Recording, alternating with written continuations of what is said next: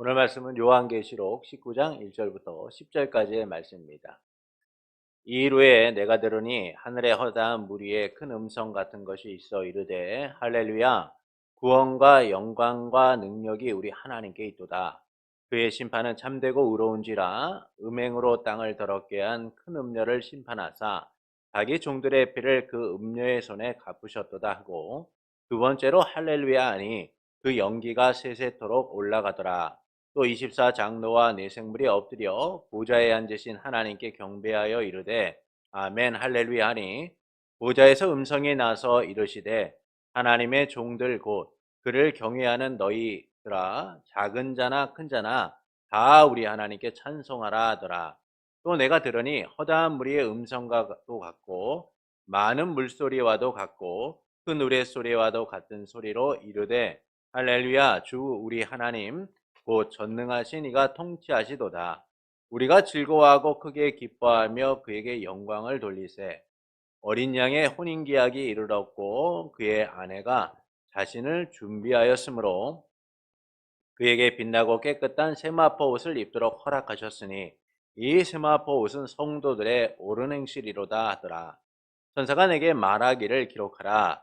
어린 양의 혼인잔치에 청함을 받은 자들은 복이 있도다 하고 또 내게 말하되 이것은 하나님의 참되신 말씀이라 하기로 내가 그 발 앞에 엎드려 경배하려 하니 그가 나에게 말하기를 나는 너와 및 예수의 증언을 받은 내 형제들과 같이 된 종이니 삼가 그리하지 말고 오직 하나님께 경배하라. 예수의 증언은 예언의 영이라 하더라. 아멘. 오염된 세상에서 정결하고 거룩하게 사는 일은 힘든 일입니다. 그런데도 언제나 그리스도 신부로서 정결하기 위해 세상에서 구별된 삶을 살아가는 성도 여러분, 이 고단하고 힘든 삶이 주님을 통해 선하고 아름다운 결말로 나타나게 될 겁니다. 그리스도의 신부로서 살아가는 우리의 삶이 얼마나 복된지를 우리는 알게 될 거예요. 그러므로 세상에서 그리스도의 신부로서 정결하고 거룩하기 위해 힘쓰는 성도 여러분을 예수님의 이름으로 축복합니다. 지난주 우리는 물질적 가치의 몰락을 통하여서 성도를 위한 복수가 이루어짐을 함께 나누었습니다. 바벨론의 심판을 본 땅의 왕들, 상인들, 바다에서 일하는 사람들은 슬퍼하며 노래를 부르게 되죠. 그들은 그들의 부여가 사라진 현실에 대한 절망을 애통하게 돼요. 그것은 그들이 추구한 물질적 가치가 더는 그들의 삶을 지켜줄 수 없기 때문인 겁니다. 그래서 그들은 바벨론을 통해서 더는 축적하지 못하는 그 부로 인하여 낙심하고 슬퍼하게 되는 것이죠. 그리고 음녀 바벨론의 심판과 부의 몰락은 하나님께서 성도를 위해 심판하셨다라는 사실을 알려주고 계세요. 그 세상으로부터 심판받고 고통받는 성도를 위해 하나님께서 복수해 주셨다라는 겁니다. 이처럼 세상에 대한 하나님의 심판은 하나님의 백성을 구원할 뿐만 아니라 오늘도 고난받고 핍박받는 성도를 위한 복수라는 사실을 알려주고 계신 것이죠. 그리고 본문은 어린 양의 혼인잔치에 관한 내용을 말씀해주고 있어요. 심판 이후에 하늘에서 허다한 무리의 큰 음성이 들리기를 할렐루야 구원과 영광과 능력이 우리 하나님께 있어서 큰 음녀를 심판하사 자기 종들의 피를 음녀의 손에 갚으셨다라고 말씀합니다. 두 번째 할렐루야 하면서 음녀를 태우는 연기가 영원 무궁하도록 올라갔다라고 하죠. 또 24 장로와 네 생물이 엎드려 하나님께 경배하며 아멘 할렐루야 하자 이 보좌에서 음성이 들리기를 하나님을 경외하는 자는 다 하나님께 찬송하라 라고 합니다. 이후 사도 요한이 들으니 허다한 음성과 같은 소리가 말하기를 할렐루야 주 우리 하나님 곧 전능하신 분께서 통치하신다 라고 하면서 기뻐하고 즐거워하라 하나님께 영광을 돌리라 이는 어린 양의 혼인날이 이르렀고 그의 신부가 자신을 준비하였다 라고 하죠. 그리고 천사가 말하기를 기록하라 어린 양의 혼인잔치에 청함을 받은 자들은 복이 있다라고 합니다. 이 말에 사도 요한이 천사 앞에 엎드려 경배하려고 하자 천사는 똑같은 하나님의 종이라며 하나님께만 경배하라 라고 하죠. 이를 통해서 말씀하시는 바는 무엇일까요? 결혼식을 하는 신랑과 신부는 희망적 미래를 꿈꿉니다. 절망과 낙심 속에서 결혼하는 이는 찾아볼 수 없을 정도로 이 결혼하는 신랑과 신부는 더 나은 미래를 꿈꾸며 식장 안으로 들어가게 되죠. 그러나 결혼의 희망찬 첫걸음과 달리 어떤 이들은 그들이 꿈꿨던 미래가 산산이 부서지는 것을 아픔을 경험하기도 합니다. 우리가 결혼을 하고 나서 그 이후의 삶이 희망을 꿈꾸고 살아가지만 때로는 그 희망과 다른 현실을 마주하게 되는 것이죠. 삼손은 딥나에 내려가 블레셋 사람들의 딸 중에서 한 여성을 보고 너무나 마음에 들었어요. 그래서 부모에게 그 여자를 아내로 맡게 해달라라고 합니다. 삼손의 부모는 아니 왜 같은 동족 중에서도 아내를 맞이할 수 있는데 굳이 할례를 받지 않은 여자를 아내로 맞이하려고 하느냐라고 하면서 못마땅하며 그를 말렸습니다. 그러나 삼손은 어떻게든 그 여자와 꼭 결혼을 하겠다라고 뜻을 굽히지 않게 되고 결국 삼손의 바람대로 그는 마음에 들었던 여성과 결혼을 하게 되죠. 성대하게 결혼식이 치러졌고 삼손의 기쁨은 이루 말할 수가 없었어요. 그런데 결혼식 피로연이 진행되는 과정 속에서 문제가 생기게 됩니다. 삼손이 블레셋 사람 30명에게 수수께끼를 낸 것이죠. 잔치가 열리는 7일 안에 그것을 풀면은 배옷 30벌과 겉옷 30벌을 주겠다라고 하면서 만약 너희가 못 맞히면 나에게도 똑같이 그렇게 물어달라라고 얘기합니다. 이에 그들은 한 마음으로 수수께끼를 풀겠다라고 얘기해요. 먹는 자에게 먹을 것이 나오고 강한 자에게 단 것이 나온다라고 하면서 이것이 무엇이겠느냐라고 묻게 되죠. 그러나 누구도 이를 알 수 없자 사람들은 고민하던 중 4일째가 되었을 때에 삼손의 아내에게 협박하게 됩니다. 우리를 가난하게 만들려고 내 남편을 깨워서 수수께끼를 내게 하였느냐? 내가 너와 너희 아버지 집을 불태워버릴 거다. 우리가 가만히 있지 않을 거야. 너 한번 두고 봐 라고 하면서 삼손의 아내를 협박하기 시작한 겁니다. 이 말을 들은 삼손의 아내는 울면서 삼손에게 간청을 했어요. 아니 동시대째 당신이 낸 수수께끼의 답이 무엇입니까? 제발 나에게도 알려주세요. 이 말에 삼손은 견디다 못해서 7일째가 되는 날 답을 가르쳐 주게 됩니다. 그리고 삼손의 아내로부터 답을 들은 그들은 꿀보다 단 것이 어디 있느냐, 사자보다 강한 것이 어디 있느냐라고 하면서 답을 말하게 되죠. 이에 삼손은 자기 아내를 통해 답을 얻었다는 사실에 분노하면서 그곳 사람 30명을 죽여서 그들의 겉옷을 빼앗아 수수께끼를 본 사람들에게 던져주고 화가 나서 부모의 집으로 돌아가게 됩니다. 이후 삼손의 마음이 좀 진정이 되자 처갓집으로 가게 되죠. 자기 아내를 만나고 그 아내와 다시 화목한 가정을 꾸리겠다라고 처갓집으로 가게 돼요. 그런데 그 집에 간 순간 삼손은 분노할 수밖에 없었습니다. 그의 장인이 그의 아내를 삼손의 친구에게 주었기 때문이죠. 삼손이 그토록 바랬던 결혼이 무참하게 깨어진 현실과 마주하게 된 거예요. 이처럼 모든 결혼이 희망적 미래를 꿈꾸고 나아가지만 그러나 어떤 이들에게는요 그것이 산산이 부서지는 아픔을 겪기도 한다라는 것이죠. 근데 본문은 희망에 찬 혼인잔치를 보여주고 있어요. 이 혼인잔치는 매우 희망적일 뿐만 아니라 그 희망이 구체적으로 실현되고 있다라는 사실을 보여주고 있는 겁니다.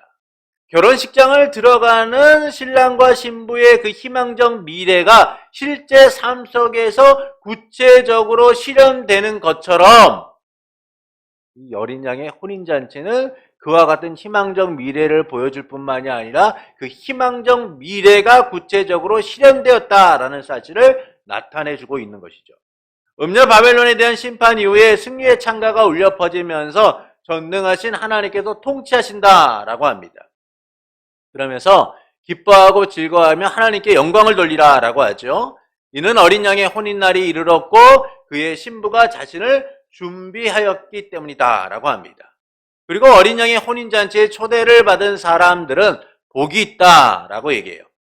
이는 어린 양의 혼인잔치를 통하여 이루어질 미래가 매우 희망적이다 라는 사실을 보여주는 것이죠. 그것은 완성된 하나님 나라에서 하나님의 통치가 이루어지기 때문인 거예요. 그래서 어린 양의 혼인잔치는 희망적 미래를 담고 있을 뿐만 아니라 그 희망적 미래를 구체적으로 보여주고 있다라는 겁니다. 고통과 절망 속에서 살았던 성도들이 어린 양의 혼인잔치를 통해 누릴 그 기쁨과 즐거움이 영원토록 계속됨을 보여주고 있는 것이죠. 그래서 말씀은 기뻐하고 즐거워하라 라고 이야기하고 있는 거예요. 부정적이고 절망적인 것이 하나도 없는 그 희망 그 자체의 삶이 지속될 것이다 라는 겁니다. 세상의 결혼처럼 변수가 많은 것이 아니라 오직 하나의 결말, 희망적 미래만을 담고 있다라는 것이죠. 이를 통해서 말씀하시는 바는 무엇일까요? 하나님의 선하신 통치가 이루어지는 하나님의 나라의 모습을 보여주는 거예요. 하나님의 선하신 통치가 이루어지는 하나님 나라의 모습을 보여주는 겁니다. 이는 어린 양과 성도의 궁극적 승리를 통하여 주어지는 놀라운 변화인 거예요. 이 변화의 가장 큰 핵심은 성도가 위로받을 뿐만 아니라 혼인잔치에 참여한다라는 것이죠. 여기서 핵심은 바로 신부입니다. 이 신부는 교회를 의미해요. 사도 바울은 에베소 5장 31절부터 32절에서 그리스도와 교회의 관계를 남편과 아내의 관계로서 말씀합니다. 에베소 5장 31절부터 32절의 말씀을 보겠습니다. 함께 읽겠습니다. 그러므로 사람이 부모를 떠나 그의 아내와 합하여 그들이 한 육체가 될지니 이 비밀이 그도다. 나는 그리스도와 교회에 대하여 말하노라. 이처럼 그리스도와 교회는 부부의 관계로서 설명되어지고 있어요. 우리가 구약 성경에서도 하나님께서 이스라엘 백성의 남편이 되시고 이스라엘은 그분의 아내가 되었다라고 설명해 주고 있죠. 그래서 이스라엘 백성이 우상을 숭배하고 간음을 했을 때 하나님께서는 그것을 뭐라고 얘기합니까? 음행하였다, 간음하였다라고 얘기해요. 결국 남편과 아내의 관계로서 하나님이 이스라엘 백성을 삼아주셨다라는 것이죠. 그리고 신약에서는 그리스도와 교회의 관계를 남편과 아내의 관계로서 설명해 주고 있다라는 겁니다. 그러니까 이 점에서 어린 양의 혼인잔치의 신부는 영광스러운 교회를 의미해 주고 있는 것이죠. 그런데 이 혼인잔치가 언제 일어났냐가 중요합니다.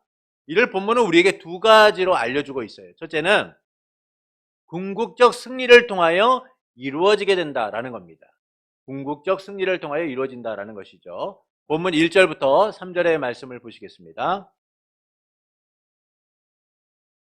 함께 읽겠습니다. 이일 후에 내가 들으니 하늘에 허다한 무리의 큰 음성 같은 것이 있어 이르되 할렐루야 구원과 영광과 능력이 우리 하나님께 있도다.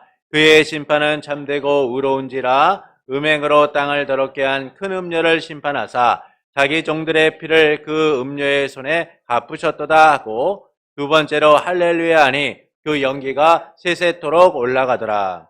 본문은 어린 양의 혼인잔치가 승리를 통하여 이루어지고 있다라는 사실을 말씀해주고 있어요.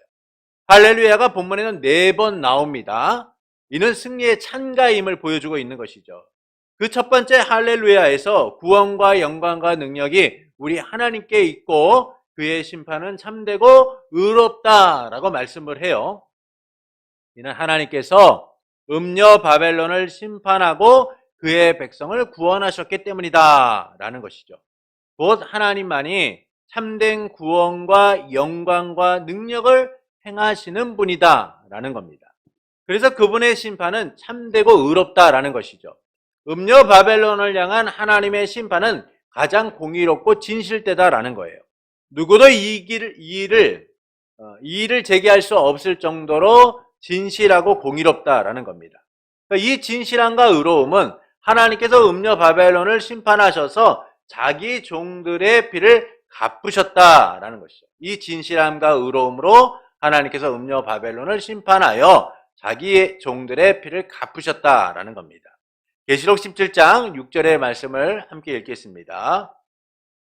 또 내가 보매 이 여자가 성도들의 피와 예수의 증인의 피를 취한지라 내가 그 여자를 보고 놀랍게 여기고 크게 놀랍게 여기니. 자, 음녀 바벨론은 성도들의 피와 예수의 증인들의 피를 취하였다. 피로 취한 자였다라고 말하죠. 그래서 하나님께서는 그 성도들과 예수의 증인의 피로 취한 그 음녀 바벨론에게 자기 종들의 피를 갚으셨다라고 말씀해주고 있는 거예요. 이를 요한계시록 18장 20절은 다음과 같이 설명해주고 있습니다. 함께 읽겠습니다. 하늘과 성도들과 사도들과 선지자들아, 그로 말미암아 즐거워하라. 하나님이 너희를 위하여 그에게 심판을 행하셨음이라 하라. 하나님께서 자기 종들의 피를 취한 음녀 바벨론에게 복수하셨다라는 것이죠. 고난받고 피 흘린 성도를 위하여 하나님께서 심판하셨다라는 겁니다. 세상에 심판받아 피 흘리고 죽임을 당한 성도를 위하여서 매일 세상의 혹독한 핍박 속에서 오늘도 생명을 간신히 연장하고 살아가고 있는 성도를 위하여 하나님이 갚으셨다라는 거예요. 그래서 궁극적 승리의 선언을 통하여서 할렐루야, 구원과 영광과 능력이 우리 하나님께 있다라고 선언을 하고 있는 겁니다. 우리의 참된 구원을 가져오신 하나님을 찬양하고 있는 것이죠. 그리고 두 번째 할렐루야를 하며 그 연기가 세세토록 올라갔다라고 얘기해요. 이는 요한계시록 18장 9절과 18절과 연결되는 음녀 바벨론의 불타는 모습과 연결되어 있습니다. 우리 9절과 18절의 말씀을 보도록 하겠습니다. 그와 함께 음행하고 사치하던 땅의 왕들이 그가 불타는 연기를 보고 위하여 울고 가슴을 치며 그가 불타는 연기를 보고 외쳐 이르되 이 큰 성과 같은 성이 어디 있느냐 하며 하나님의 진실되고 의로운 심판으로 인하여 음녀 바벨론은 불타게 됩니다. 근데 그 불타는 연기가 언제까지 올라요? 세세토록 영원 무궁하도록 올라갔다라는 거예요. 이는 하나님의 주권적 심판이 변하지 않고 반드시 일어날 것이고 그 멸망은 영원할 것이다 라는 겁니다. 더 이상 재기하지 않고 더 이상 일어설 수 없이 그들은 완전한 멸망을 경험하게 될 것이다 라는 거예요. 그래서 두 번째 승리의 창가가 외쳐지는 거예요. 하나님의 심판이 반드시 이루어지며 영원할 것을 선언하며 그 연기가 세세토록 올라가더라 라고 말씀해주고 있는 것이죠. 이처럼 혼인잔치는 하나님께서 성도를 위하여 복수하여 구원을 이루심으로 이루어지게 되는 겁니다. 어린 양과 성도의 궁극적 승리를 통하여 고난과 핍박이 사라지고 평화 속에서 이루어지게 된다라는 것이죠. 둘째는 완성된 하나님의 통치를 통하여 이루어지게 된다라는 거예요. 완성된 하나님의 통치를 통하여 이루어지게 됩니다. 본문 4절부터 6절의 말씀을 보시겠습니다. 이 말씀을 함께 읽겠습니다. 또 24장로와 내 생물이 엎드려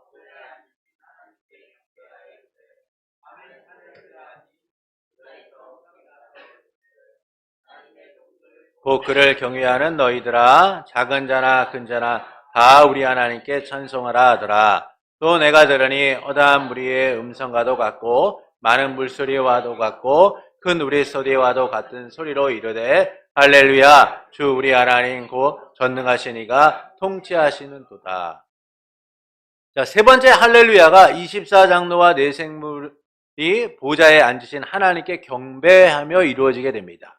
그러니까 이때 보좌에서 음성이 나서 말하기를 하나님의 종들 곧 그분을 경외하는 모든 자들은 다 하나님께 찬송하라 라고 하죠. 이는 선택이 아니라 명령인 거예요. 온 세상의 주권자로서 통치하시는 하나님께 경배하라 라는 겁니다. 왜냐하면 그분은 영광을 궁극적 승리를 이루셨을 뿐만 아니라 통치를 하시는 분이시기 때문이다 라는 거예요. 하나님의 주권과 통치에 굴복하고 영광을 돌리라는 겁니다. 왜냐하면 그분의 심판과 구원을 행하시는 그분은 심판과 구원을 행하시는 유일한 주권자로서 선하게 통치하시기 때문이다라는 것이죠. 그래서 하나님을 경외하는 모든 사람들은요, 그분의 주권과 통치 아래 찬송하라 라는 거예요. 그리고 네 번째 할렐루야가 허다한 무리의 음성과 같고 많은 물소리와 같으며 큰 우레소리와 같이 들리며 할렐루야 주 우리 하나님 곧 전능하신 이가 통치하시도다 라고 선언합니다. 이는 모든 악이 심판받고 하나님의 완전하신 통치가 시작되었다라는 사실을 알려주는 것이죠. 곧 하나님의 선하신 통치가 이루어지는 하나님 나라가 완성되어 가고 있다라는 사실을 보여주고 있는 거예요. 그러니까 세상 나라는 무너지고 파괴되지만 하나님의 나라는 하나님의 주권적 통치를 통하여서 이루어지게 된다라는 겁니다. 그 통치는 영원하다라는 것이죠.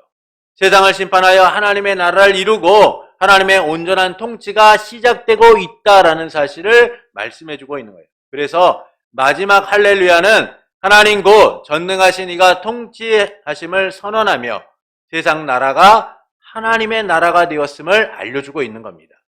이는 요한계시록 11장 15절부터 17절의 말씀이 이루어졌음을 보여주고 있어요. 요한계시록 11장 15절부터 17절의 말씀입니다. 함께 읽겠습니다. 일곱째 천사가 나팔을 불매 하늘에 큰 음성들이 나서 이르되 세상 나라가 우리 주와 그의 그리스도의 나라가 되어 그가 세세토록 왕노로 다스리로다 하니 하나님 앞에서 자기 보좌에 앉아있던 24장로가 엎드려 얼굴을 땅에 대고 하나님께 경배하여 이르되 감사하옵나니 옛적부터 계셨고 지금도 계신 주 하나님 곧 전능하신 이여 친히 그 권능을 잡으시고 왕노릇 하시도다. 이처럼 심판을 통해 하나님의 나라를 이루시고 왕노릇 하심이 음녀 바벨론의 심판을 통하여 이루어지고 있다라는 겁니다. 하나님의 목적은 뭐예요? 세상 나라가 우리 주와 그리스도의 나라가 되어서 하나님의 선하신 통치가 영원토록 이루어지도록 하는 것이다 라는 것이죠. 그리고 본문은 그 하나님의 선하신 통치가 지금 이루어지고 있다라는 사실을 선언하고 있는 거예요. 그래서 주 우리 하나님 곧 전능하신 이가 통치하시도다. 통치가 이루어질 거라고 말하는 것이 아니라 지금 통치가 이루어지고 있다라고 말씀하고 있는 거예요. 통치하시도다. 하나님께서 궁극적으로 이루어지고자 하시는 하나님의 나라의 통치가 시작되었음을 알려주고 있는 겁니다. 그래서 어린 양의 혼인잔치는 세상의 통치 속에서 이루어지는 게 아니라는 거예요. 혼란과 위기와 핍박 속에서 어린 양의 혼인잔치가 급박스럽게 갑자기 이루어지는 것이 아니라 하나님의 승리하심을 통하여 하나님의 선하신 통치를 통하여 이루어지고 있다는 거예요. 그것은 어린 양의 혼인잔치가 모든 것이 종결된 평화 속에서 이루어지고 있다라는 겁니다. 그래서 진정한 복인 것이죠.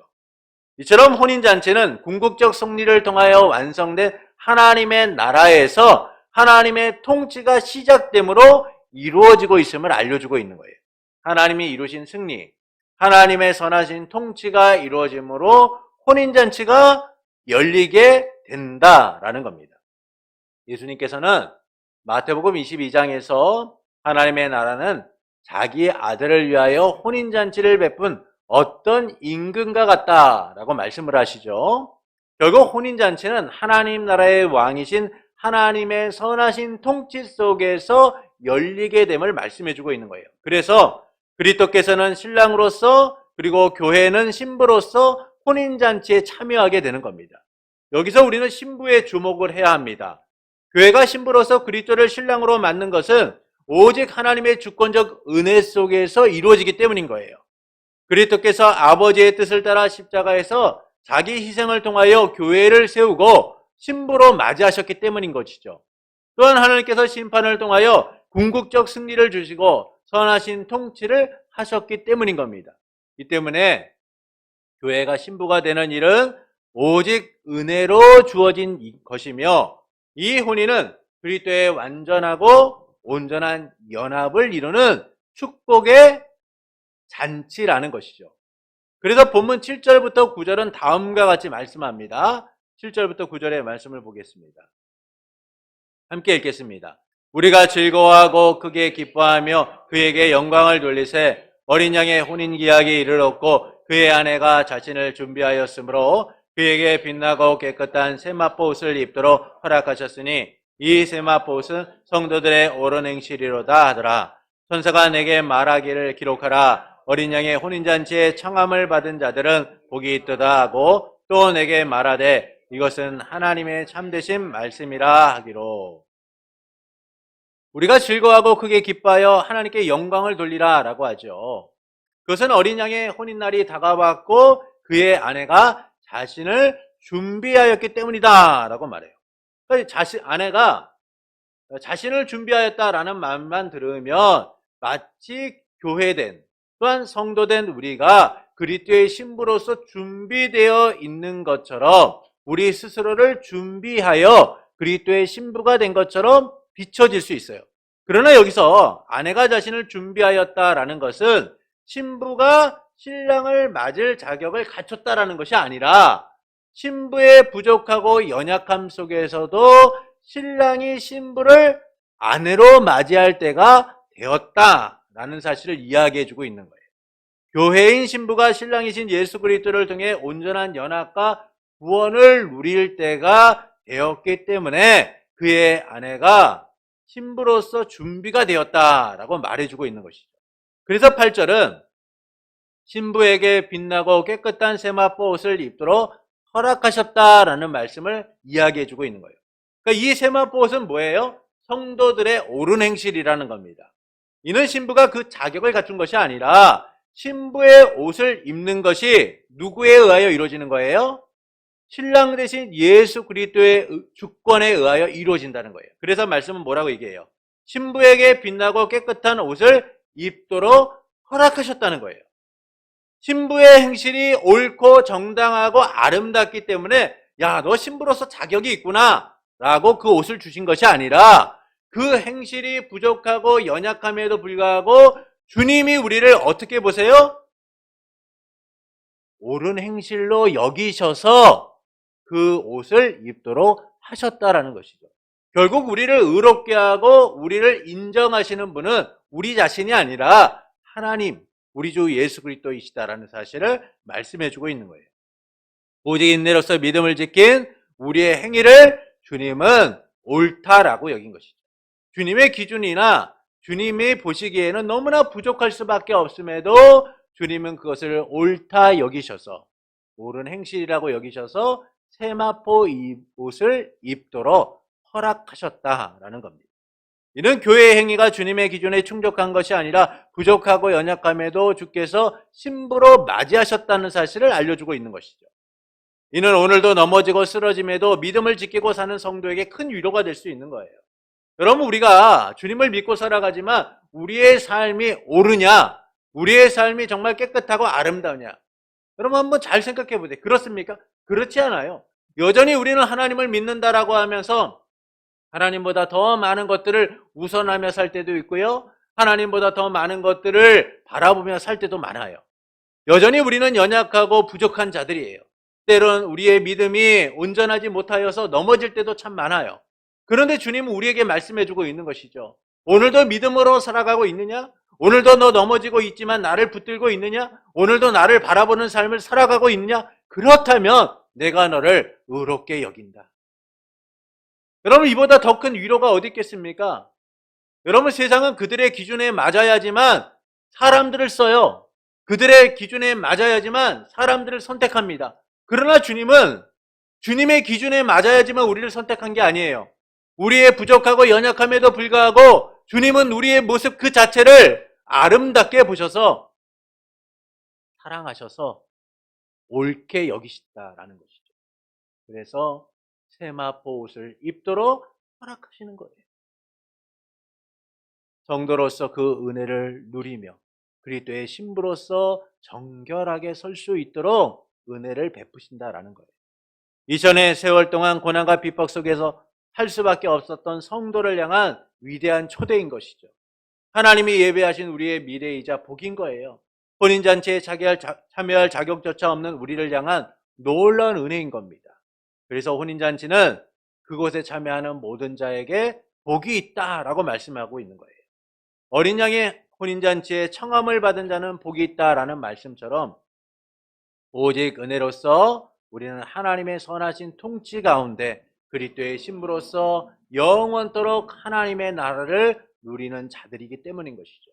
그래서 그리스도의 온전한 연합과 하나님의 선하신 통치가 나타나는 그 하나님 나라의 참 기쁨과 즐거움을 누리며 우리는 살아가게 되는 겁니다. 이는 어린 양의 혼인잔치가 베푸신 구원의 완성이며 초대를 받은 자들에게만 주어지는 복이기 때문인 것이죠. 오직 하나님의 주권적 은혜로 이루어지는 것이다 라는 겁니다. 그리고 어린 양의 혼인잔치는 마지막 때에 하늘로부터 내려오는 새 예루살렘을 통하여 교회의 영광스러운 모습을 보여주게 되죠. 요한계시록 21장 2절의 말씀을 보겠습니다. 또 내가 보매 거룩한 성 새 예루살렘이 하나님께로부터 하늘에서 내려오니 그 준비한 것이 신부가 남편을 위하여 단장한 것 같더라. 이처럼 그리스도의 신부가 되면 하나님이 궁극적으로 이루시는 하나님 나라의 모습을 보여주고 있는 거예요. 하나님의 주권과 통치 속에서 이루어질 하나님의 나라. 그 나라를 하나님은 준비하셔서 그리스도와 교회의 온전한 연합을 통하여 주님의 주권적 통치를 누리도록 하신다는 겁니다. 세상에 고난받고 세상에 심판받고 세상 속에서 평안과 안식을 잃었던 우리가 하나님의 궁극적 승리와 선하신 통치를 통하여 그리스도의 신부로서 연합되어 그 기쁨과 즐거움을 영원토록 누리게 될 것이다 라는 것이죠. 그래서 종말의 딸을 사는 성도의 미래는 하나님의 목적 속에서 복 있는 삶인 거예요. 하나님이 준비하신 혼인잔치, 그 기쁨과 즐거움을 누리는 삶, 그것이 바로 우리의 미래이고 우리에게 허락된 복인 겁니다. 지금 우리는 우리의 날들 속에서 그날과 조금씩 가까워져 가고 있어요. 그래서 우리는 하나님이 우리에게 허락하실 그 어린 양의 혼인잔치를 기대하며 하나님 나라를 소망하며 나아가는 삶을 살아가야 하는 것이죠. 이처럼 본문은 하나님의 선하신 통치가 이루어지는 하나님 나라의 모습을 보여주고 있습니다. 어린 양의 혼인잔치를 통하여 그리스도와 연합되게 하시고 하나님의 주권적 통치가 선하신 통치가 영원토록 이루어지는 하나님의 나라를 누리도록 만드시는 거죠. 그 나라가 우리의 미래이며 우리의 복이며 우리의 결말이기 때문인 겁니다.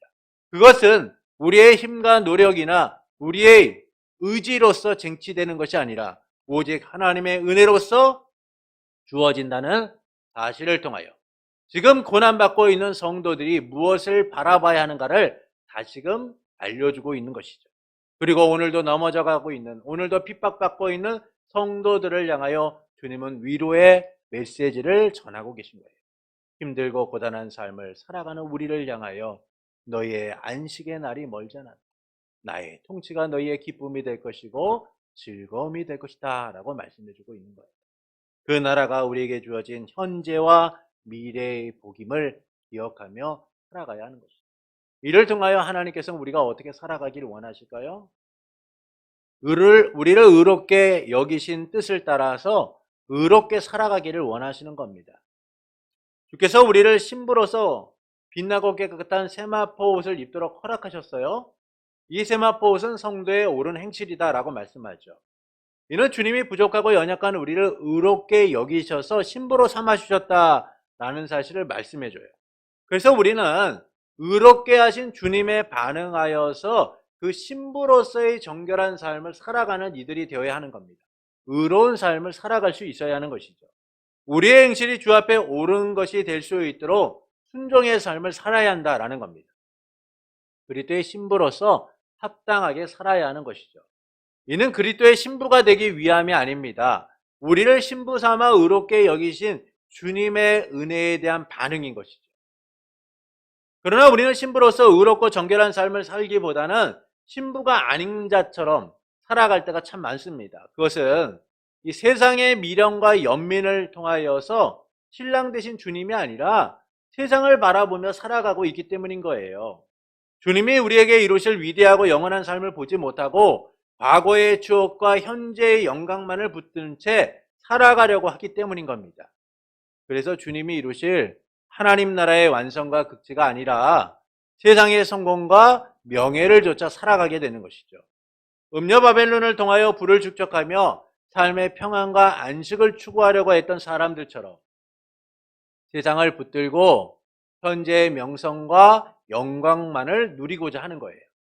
미래가 없는 자처럼 오늘의 즐거움과 영광만을 쫓아 살아가려고 하는 것이죠. 예수님의 제자였던 가룟 유다는요, 가장 영광스러운 자리에 있었던 사람입니다. 동계를 맡아 관리할 정도로 예수님의 신임을 받으며 주와 함께하는 사람이었죠. 그러나 그는 예수님의 말씀을 들으면서도 여전히 세상에 대한 미련과 영광을 바라보는 사람이었어요. 자기의 기대와 돈을 쫓는 사람이었습니다.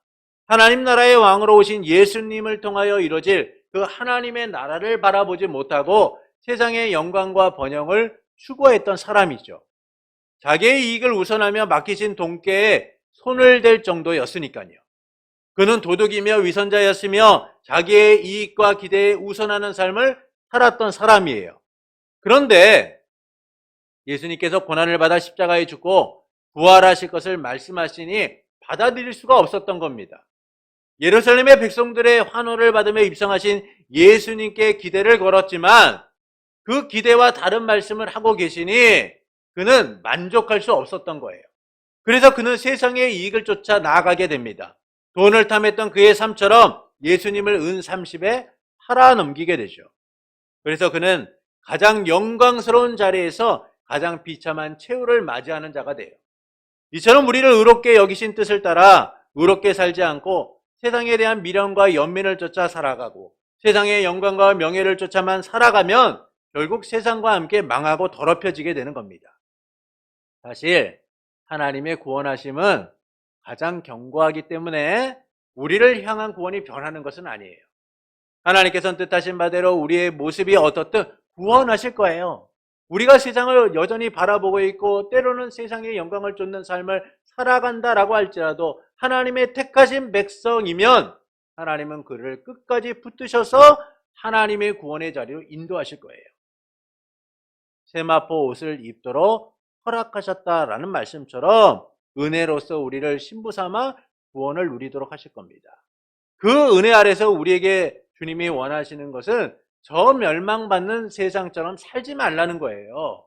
여러분, 지금 내일 아니면 한 달 뒤에 결혼을 앞둔 신랑과 신부가 그 신랑 되고 신부 될 사람에게 충실하지 못하고 다른 남자를 만나고 다른 여자를 만나고 아니면 다른 사람을 쫓아 다른 즐거움을 쫓아 살아가고 있다면 그 사람이 신랑과 신부로서의 삶을 제대로 살아가고 있는 겁니까? 그렇지 않잖아요.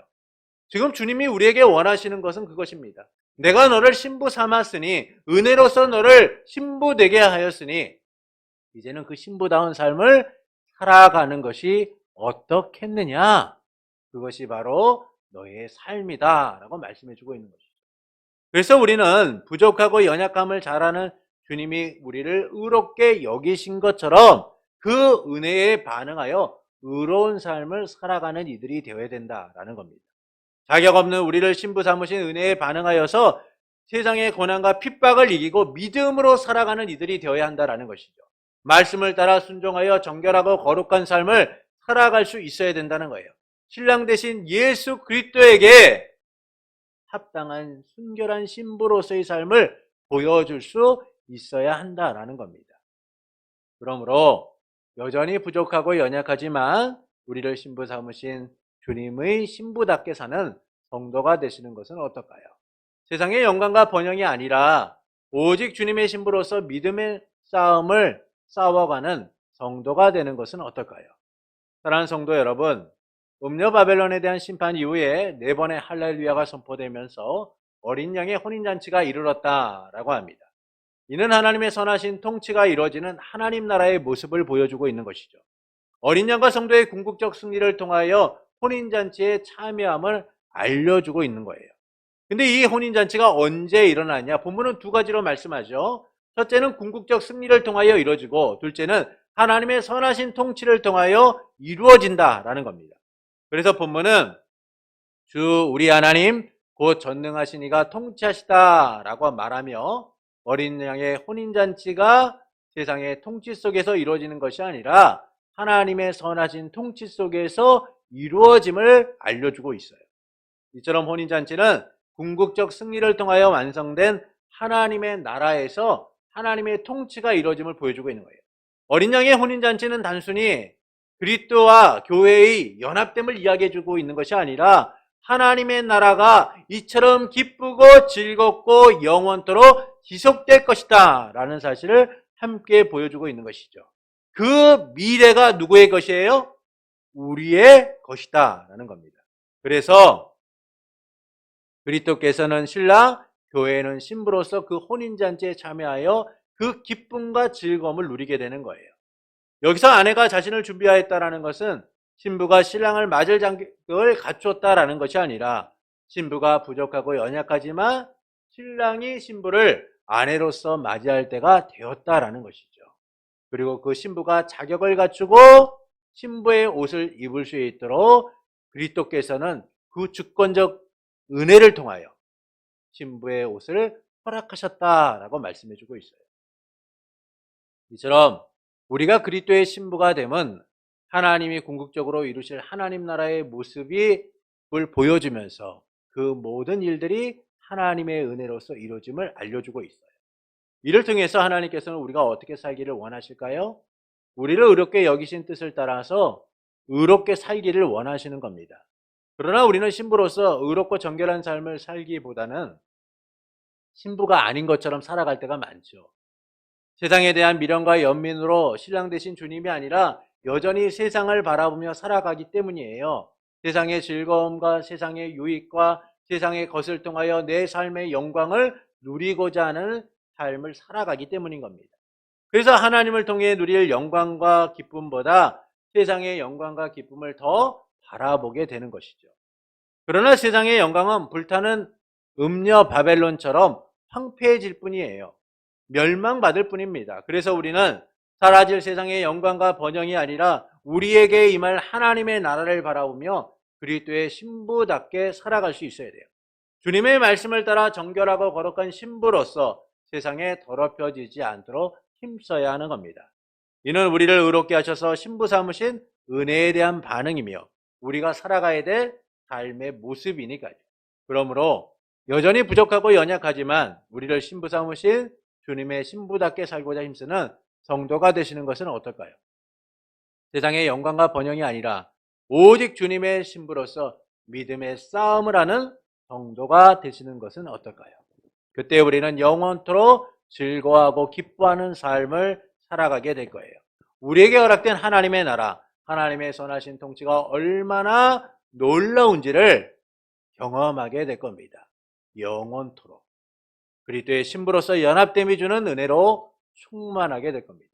그러므로 여전히 부족하고 연약하지만 그리스도의 신부로 서게 하신 은혜를 따라 신부답게 살기를 원하는 성도 여러분에게 궁극적 승리와 통치를 통하여 하나님의 나라를 완성하실 삼위일체 하나님으로 인하여 날마다 그리스도의 신부로서 세상을 이기며 하나님 나라의 기쁨과 즐거움으로 살아가는 성도가 되기를 예수님의 이름으로 축원합니다.